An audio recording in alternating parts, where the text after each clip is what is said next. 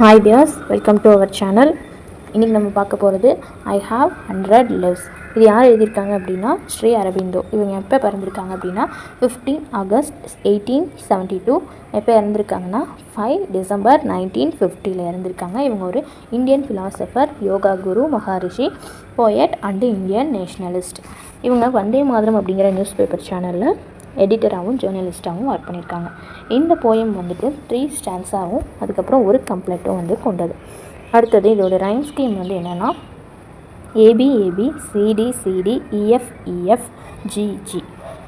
Okay, இந்த poem வந்து எதை பற்றி சொல்கிறாங்க அப்படின்னா ஸ்ரீ அரபிந்தோ வந்துட்டு அவங்க காடையும் ஸ்பிரிச்சுவலை பற்றி தான் இதில் சொல்லியிருக்காங்க. காட் அப்படிங்கிறது இதில் மென்ஷன் பண்ணியிருக்க மாட்டாங்க. பட் டி அப்படிங்கிற வேர்டு வர இடம் எல்லாமே வந்துட்டு காடை தான் வந்துட்டு சொல்லியிருக்காங்க. காடை தான் வந்து மென்ஷன் பண்ணியிருக்காங்க. இதில் வந்து ஸ்பிரிச்சுவல் அப்படிங்கிறது தான் முக்கியமாக வந்துட்டு சொல்கிறாங்க. ஸோ ரிலீஜியஸ் ஸ்பிரிச்சுவலை பற்றி தான் வந்துட்டு சொல்கிறாங்க. போயட்டுடைய சோலும் காடுக்கும் உள்ள கனெக்ஷனை பற்றி தான் வந்துட்டு இந்த போயம் ஃபுல்லாகவே வந்து சொல்லியிருப்பாங்க. ஓகே, இப்போ நம்ம ஃபஸ்ட்டு ஸ்டான்ஸாக பார்க்க போகிறோம். அதில் என்ன சொல்லியிருக்காங்க அப்படின்னா, எனக்கு இன்னும் 100 பிறவிகள் இருக்குது, நான் இன்னும் பல வாழ்க்கையை அனுபவிக்க போகிறேன். எனக்கு இன்னும் 100 பிறவிகள் இருக்குது, அதில் வந்து பல வாழ்க்கைகள் இருக்கும் இல்லையா, அது எல்லாத்தையுமே நான் அனுபவிக்க போகிறேன். அதில் அந்த பிறவியில் இதுலையாவது நான் அடையாமல் நான் விட போகிறதில்ல அப்படின்னு சொல்கிறாங்க. இதில் எப்படியாவது நான் அடைஞ்சிடுவேன் அப்படின்ற மாதிரி சொல்கிறாங்க.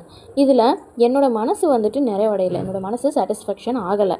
அதனால நான் என்ன பண்ண போகிறேன்னா, ஒரு வேட்டைக்காரனை போல், அதாவது வேட்டையாடுவாங்க இல்லையா, சிங்கம் புலி அந்த மாதிரி வேட்டையாடுவாங்க இல்லையா, அந்த மாதிரி வேட்டைக்காரன் போல் உன்னை தேடிக்கிட்டே தான் இருப்பேன். எல்லா பிறவிலையுமே உன்னை தேடிக்கிட்டே தான் இருப்பேன். நீ எப்போ எனக்கு கிடைக்கிறியோ அது வரைக்கும் நான் உன்னை தேடிக்கிட்டே தான் இருப்பேன் அப்படின்னு இந்த ஃபஸ்ட்டு ஸ்டான்ஸால் சொல்கிறாங்க. இப்போ நம்ம செகண்ட் ஸ்டான்ஸை பார்க்க போகிறோம். நீ இப்போ இருக்க நிலமையில இருந்து, அதாவது நீ இப்போ ஒரு நிலமையில் இருப்ப இல்லையா, அந்த நிலமையிலேருந்து நீ மீண்டு ஒரு உண்மையான ஒரு ஸ்பிரிச்சுவல் பவர், அதாவது ஒரு உண்மையான ஒரு காடோடைய பவரை வந்து நீ உணர்வ. கண்டிப்பாக அதுக்கு அந்த ஒரு இடத்துக்கு நீ திரும்புவ அப்படின்னு சொல்கிறாங்க. உண்மையான காடோட பவரை வர்றதை நீ பார்ப்ப கண்டிப்பாக அப்படின்னு சொல்கிறாங்க. அதுக்கு நீ பாஸ்டில் செஞ்ச தப்புகள்லாம் இருக்கும் இல்லையா, இப்போ எல்லோரும் தப்பு செய்து சகஜம்தான். அப்படி நீ பாஸ்டில் செஞ்ச தப்புகளை நீ ப்ரெசென்ட்டில் வந்து யோசிக்கும் போது இவ்வளோ தப்பு நம்ம பண்ணிட்டோமோ, அப்படி பண்ணிட்டோம், அப்படிலாம் எதுவுமே யோசிக்காமல் ஒரு சின்ன ஸ்மைலோட, மன தெளிவோட, ஓகே இது இவ்வளோ தப்பு பண்ணியிருக்கோம், இனிமேல் எதுவும் பண்ணக்கூடாது. அதான் ஒரு சிறந்த ஒரு மன்னிப்பு அப்படிங்கிறது என்ன அப்படின்னா, நம்ம செஞ்ச தப்பை நம்ம உணர்ந்துட்டாலே அதுக்கான மன்னிப்பு கடவுள் கொடுத்துருவாங்க. ஏன்னா அதுக்கப்புறம் நம்ம திருப்பி செய்ய மாட்டோம் இல்லையா, அந்த மாதிரி தான். ஸோ அதனால் வந்து கடவுள் வந்து கண்டிப்பாக நம்மளை மன்னிச்சிடுவாங்க அப்படின்றதுனால ஒரு சின்ன ஒரு ஸ்மைலோட அதை நம்ம வந்து சரி செஞ்சிடணும். அதாவது பொயட்டோடைய கையை நான் காட் கையில் வந்து நான் வைப்பேன். அதுதான் வந்துட்டு உண்மையான ஒரு இடம் எனக்கு. அதாவது கடவுளுடைய காடோடைய கையில் வந்து நான் வைப்பேன். ஏன்னா அதுதான் என்னுடைய உண்மையான ஒரு பிளேஸே அப்படின்னு சொல்கிறாங்க. அதான் என்னோட உண்மையான ஒரு வீடு மாதிரி அப்படின்னு சொல்கிறாங்க.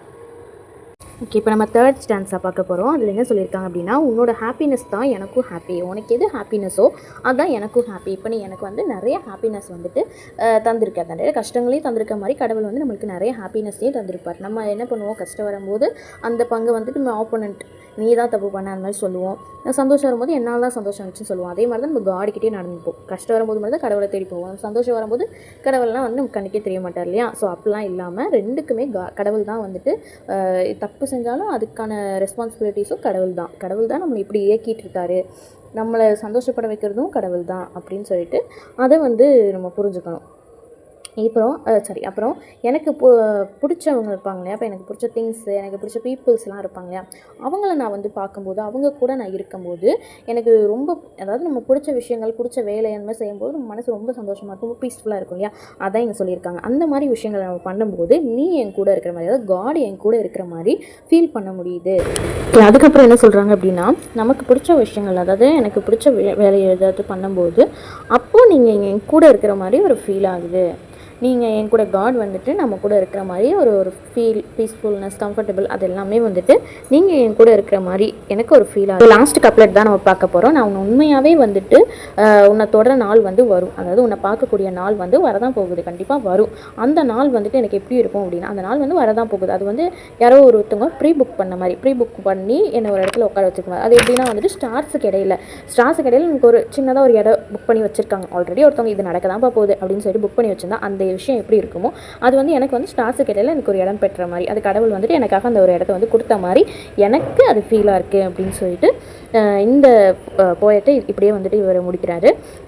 போயம் ஸ்பிரிச்சுவலாக இருக்குது. அது மட்டும் இல்லாமல் நம்மளோட சோலை வந்து காட்க்கும் நம்ம சோலுக்கும் கனெக்ட் பண்ணுற மாதிரி நம்மளே படிக்கும்போது நம்மளுக்கும் அந்த ஃபீல் வந்துட்டு வரும். கண்டிப்பாக வரும், யாருக்காக இருந்தாலும் வரும். அப்படி தான் எனக்கு ஃபீல் ஆச்சு. ஸோ உங்களுக்கு எப்படி ஃபீல் ஆச்சுங்கிறது கமெண்ட் பண்ணுங்கள், ஷேர் பண்ணுங்கள், லைக் பண்ணுங்கள் அண்ட் சப்ஸ்கிரைப் பண்ணுங்கள்.